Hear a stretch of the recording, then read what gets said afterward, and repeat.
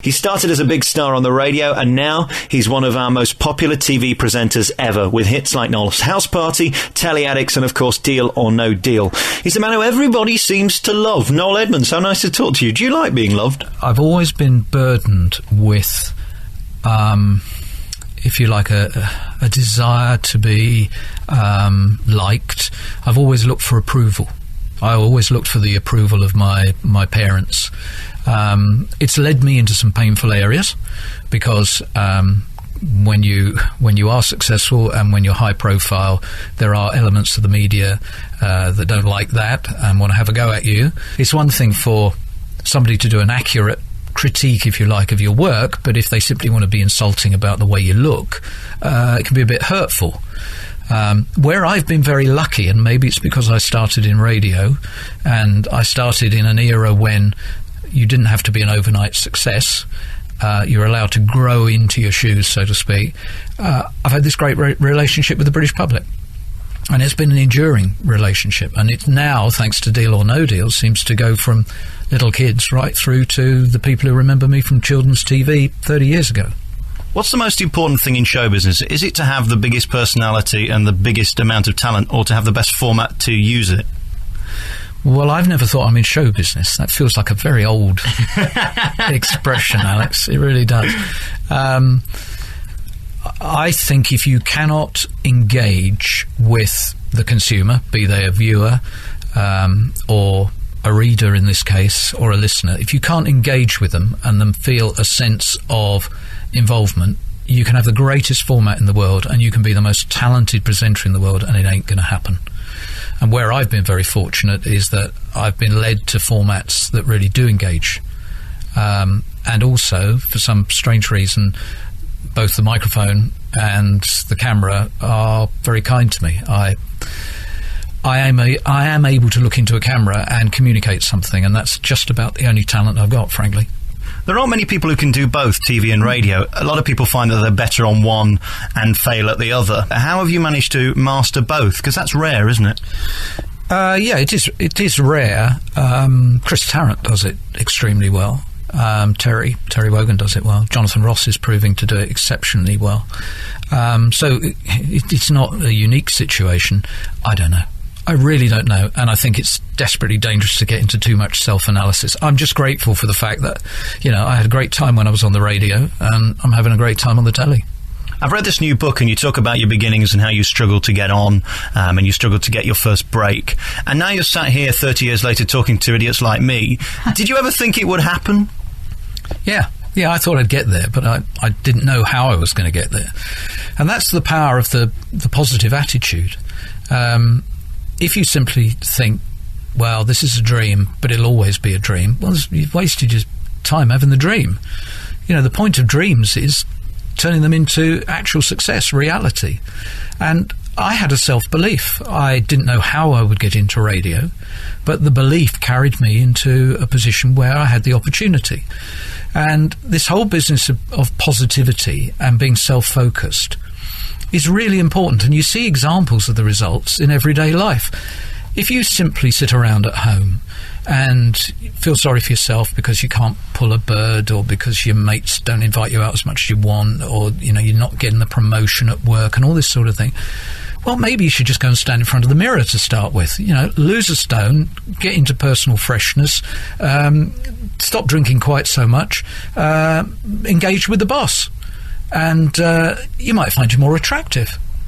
And by attractive, I don't just mean cosmetically, that actually opportunities come your way because people go, hey, I really like being in his company or her company. And that's my experience. If you ask people their opinion, they're grateful and they quite often want to help you more. And if you act in a positive way, it's amazing how much people will do for you. You're a big star now, a successful star that's mastered your art and made a lot of money at it. Is it easier for you to write this book now at your age than it would have been 30 years ago when you were still trying to make it? I've never written a book before. I didn't have any plans to write a book. And then I went through a period where actually everything went horribly wrong. And the combination of things that went wrong made life really quite a big challenge. So I actually think the book is, as the Germans would say, the spirit of the time. It is me at this moment. It's part biographical, and a little bit of it is life-enhancing, lifestyle, I suppose. I understand your question, and I am a very grateful person for what's happened in my life. I don't think the fact that I'm talking now from a position of strength when I was quite weak recently, I don't think it negates the purpose or the potency of the book. Sometimes life isn't fair. It's not written in any of the great libraries that life is fair. Sometimes you are wronged. Sometimes people go out to wrong you. How do you deal with that and make that positive and get over it? I struggle with that a little bit. This comes back to this expression of self-focus. You have to believe in yourself. You have one body, you have probably one life, but who knows? You have to believe in yourself. It doesn't mean you're selfish. I don't like people who elevate themselves by pulling down other people. It's a British trait. We do it all the time. I think you've got to turn the other cheek in some instances. You've got to say life's too short to be a revengeful person. There's nothing worse than that. People get eaten up by the past. One of the tips in the book is if you still find yourself dwelling in the past because of a relationship or a bereavement or whatever, write it down. Write on a piece of paper the things that are still stuck in your head from the past, and then bury it or burn it or flush it down the loo, do whatever. You can't change the past. Present is the most important thing because it allows you to start to create a really exciting future. I've just spent a year in London, and on the day I left, I got in a cab, and the male cab driver was crying.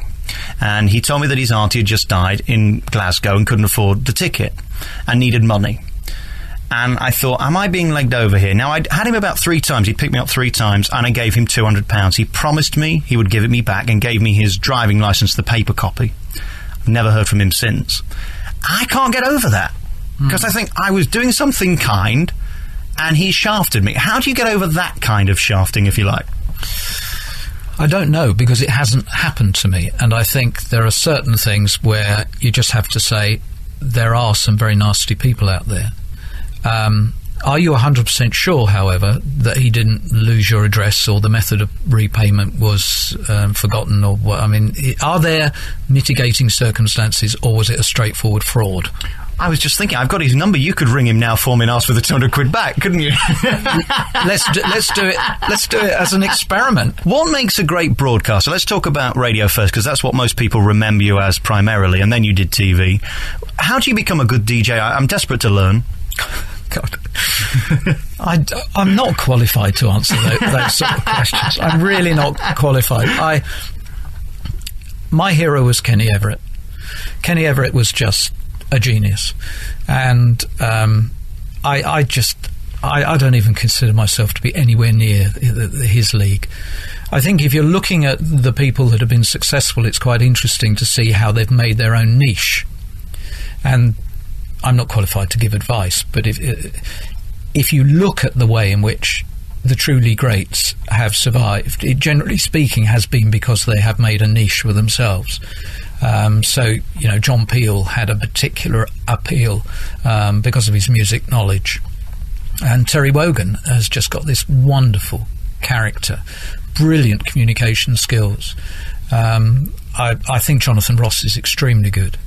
So, I don't know what makes a great DJ, but I think if you want to endure in broadcasting, you've got to engage with the audience, and you've got to find a little area that you can make your own. It's interesting now when you look at radio, because there's a very fine difference between being a genius and a loose cannon. If you look at someone like Kenny Everett, I mean, he was dangerous, wasn't he? Would they take the risk now?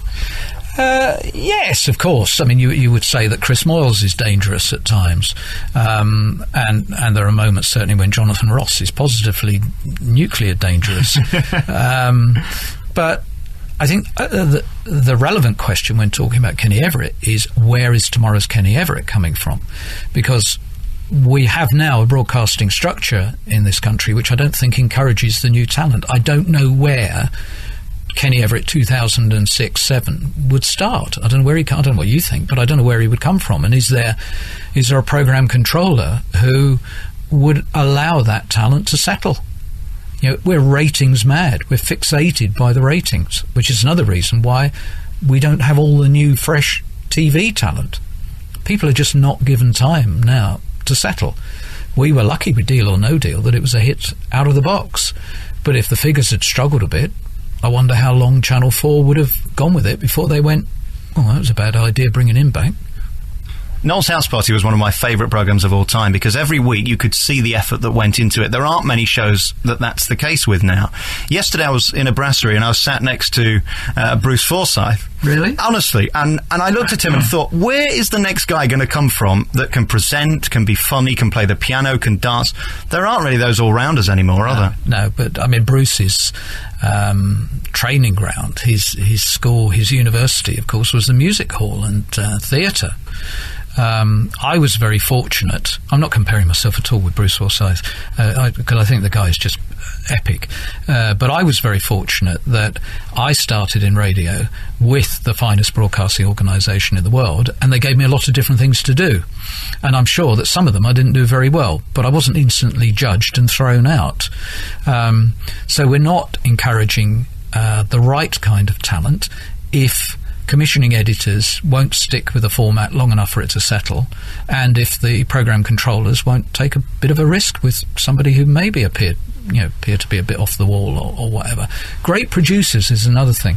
I've worked with some fabulous producers, and we all need to be taken to the side every now and again and told, that wasn't a great idea, was it? Why did you do that? Whatever. You cannot be successful in television or radio on your own. It's a team game. One of the things you talk about in the book is the fact that you came from a different generation of TV presenters, which wasn't the guys who were singing and dancing and doing the old musicals. You were a guy that just was you, really. Yeah. Was that a pressure for you? Because you looked at people like Bruce thinking, well, he does all that and I'm just being me, yet people love me just as much. Well, I wouldn't say love me just as much. I mean, I think I was lucky that in the mid-70s we had a sort of new style of television that came up where you didn't have to have all those tick-the-box credentials. So as long as you understood the medium, you stood a chance. And I've often reflected upon how powerful Swap Shop was in my life, because for 6 years, for half the year, for 3 hours a week, I had a studio really under my control in many respects. And I learnt so much. I didn't realise at the time I was learning, but I just learnt so much about everything to do with live television. So when 20 years later I got the chance to do House Party, which was a challenge, I knew what I was doing. And that's just the passage of time. That's just experience. I've been thinking about what your greatest talent is, and it's taken me a while, but I think your greatest talent is this. Not when it goes right, when it goes wrong. Because you're always good at dealing with that, and that's rare. You see it on the news all the time. When the videotape doesn't start, they look completely stunned and can't say anything. When did you become confident enough to go, oh, well, let's just move on, crack a gag, and then carry on? Because that's not easy when you've got millions of people watching you, is it? Well, again, that came out of the Swap Shop era where everything did go wrong. With House Party, on a few occasions, we actually did plot things to go wrong because we knew people liked it. But maybe, and this is not me trying to continually plug the book, but maybe it's just because my nature is to try and make something good out of something that's gone horribly wrong. And I've had plenty of disasters in studios, but I think people just like to see me wading through it. Oh, he's got his comeuppance. Come quickly. It's going to be embarrassing. And okay.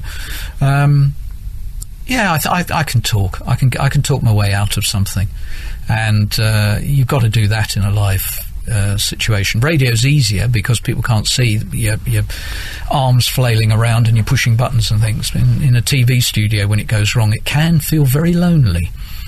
But you just have to keep your head while all of those around you are losing theirs. We don't know much about you because you're quite private. I presume this isn't your best thing, is it, talking to the likes of me? Correct. But you're glad to be here. I'm very glad to be in this space at the moment where people are so interested. Yeah, I'm grateful. Very, very grateful. There is an assumption that if you are on television that you like having your picture taken, which I don't. I hate stills photograph sessions. And I'm not very good at being on the receiving end of questions. I don't know particularly why. There is a point at which the portcullis comes down or the drawbridge comes up. I've tried to keep my personal life separate, not because I'm ashamed of it, but simply because I think there is sanity there in a fairly insane world. But my whole world has changed so much in the last couple of years. I'm just kind of going, well, hey, what will be will be. Do you think they'll ever get bored of asking you? Everybody seems to want to know the stuff that people don't want to talk about. Now, that's the nature of TV, isn't it? Yes, because, of course, I'm not a real person. I'm Noel Edmonds. And I've come into people's lives at different stages. So, yes, somebody will remember me from the Radio 1 breakfast show, and they will hear my voice, they will see my face, and they will immediately think of the school bus and having to sit next to some spotty kid with a personal problem. You know, it's funny how you get triggers caused by seeing somebody who's been around for a long time. You then feel you know them, but then of course you realise you don't know them. And it happens to me. You know, I will bump into somebody very well known, say hello, and you end up getting very animated, chatting to them, and you suddenly think, oh, I don't know you at all. I really don't. You know, I've been on Richard and Judy's show 3 times. I don't know them. The last time I was on, they very kindly said, oh, we've got a house in France and we think it's near yours, and would you like to come over for dinner one evening? I said, yeah, of course, that'd be great. And then I'm thinking, do you know, I wonder what we're going to talk about, because I don't know them, but I know them from the telly. So, yeah, I mean, it is funny, the reaction caused, you know, when you get on the train or you get on the plane and people suddenly realise you're there and whatever. Yeah, I should be flattered that people want to know a lot more about me. I'd like to hang on to a bit, actually, and just not give too much. Is there any way back now for show business? I mean, this just seems to be the way that it's going to be. Everybody wants to know everything. You've got Jordan putting photographs of her baby in the paper and revealing how it was born and what it looked like, and then printing the pictures. It started a whole generation of you've got to tell everything. That is show business. I think we saw how it was conceived as well. I think it is. I mean, the camera phone has changed everything. And I was away for 6 years, during which I changed. My job description changed, apparently. I left the BBC at the end of the last century, and I thought I was a broadcaster. Well, it said so on my passport. I came back as a celebrity, which is unsettling because there's no safety. You're assumed just to be famous for being famous. And it sounds terribly arrogant, but I think I've got quite a long track record that I do other things. But it does mean that the camera phones come out, the paparazzi follow you everywhere, people will write whatever they want. I mean, this week in The Sun, apparently, because of ending a relationship, I'm going off backpacking around Australia. Well, I'm sorry, but me backpacking, yeah, with a Winnebago, come on, you know, when you get somebody ring you up, and, where the hell did that come from? I said, I haven't got a clue at all. So there is a price. Do you have any regrets coming back? No, not at all. Not at all. I was very nervous. I was very nervous that the public wouldn't take to me. I was nervous that the spark wouldn't be there. I was obviously mindful that the show might not work. And along with my girls, I discussed whether or not I was prepared to come back to the sort of celebrity pressure that we're talking about. And altogether, I think it was the right call. There are some serious downsides, but hey, the upsides are so great. Deal or no deal, why did you do it? Because you turned down so much. I turned it down twice, and then I started to be the subject of a charm offensive. Firstly, an agent I've known for years. Kevin Ligo, the boss of Channel 4, called me. Peter Bazalgette, who was the boss of Endemol, called me. And I thought, I've got all these high-powered people persuading me to do this show, and when they said, look, we'll get the production team to come to your house in France and go through it, I thought, now hang on a minute, I think I better come to London. And I played the game, and then I got it. I saw exactly what it was about. We've got 3 wonderful producers, Steve, Richard and Glenn Hugel, who's the series producer. They just pared it down, and they just made it right for me in some respects. I mean, it is a role that I feel very comfortable with. And I'd never done anything like it before. Yeah, I've been in a TV studio, but I've never been in one where I can go wherever I want. including going outside and go up on the Bath Road, which we do in one show. The cameras are there, but most of them are concealed. There are no monitors, so I've got no idea what shots are being cut up. I can sit in the audience. The duration of it is even down to me. Once the floor manager says, right, here we go, that's it. So it's a very, very interesting presentation role, and so I'm delighted that I saw Sense. So were you missing not being on telly? No, not at all. So why bother coming back then? You don't need the money. Because it was a challenge, and I placed this cosmic order for a personal challenge, and I didn't know what it would be. I'd walked in 2003 Hadrian's Wall, which doesn't sound like a big deal because it's a tourist attraction, but 85 miles in 5 days when you've never walked before, serious walking. It was a personal challenge. It was my marathon, if you like. And I thought, well, maybe there's something else I should do now. I'm out of my marriage. I'm happy with a lot of other things in my life, but I need a challenge. I need an extra dimension to Noel Edmonds' life. And out of the blue came this show. And I saw it and still see it as the personal challenge that I needed. Now, how long I'll need it for, I don't know. But I'm just so grateful that it came along. How do you go from being the darling of Saturday night TV to nothing like that? In 1 week, you were the star of Saturday night BBC TV, and then nothing. I mean, didn't that play with your head? Didn't you miss it? Didn't you go insane? No, I didn't go insane. No, I didn't miss it. I'd always said, and this is a matter of record, I'd always said that I wanted to be off the telly by the time I was 50. And it came just about the right timing. How I left the BBC wasn't to my liking. It was very messy. I had a fallout. For the first time ever, I had a fallout with a senior BBC executive. I couldn't get on with the controller of BBC One. I wasn't the only one, and he wasn't there for very long. But the damage was done. But I had my businesses. I was farming in Devon, just had a new baby born. I was very contented. And, Christ, I'd had such a good run.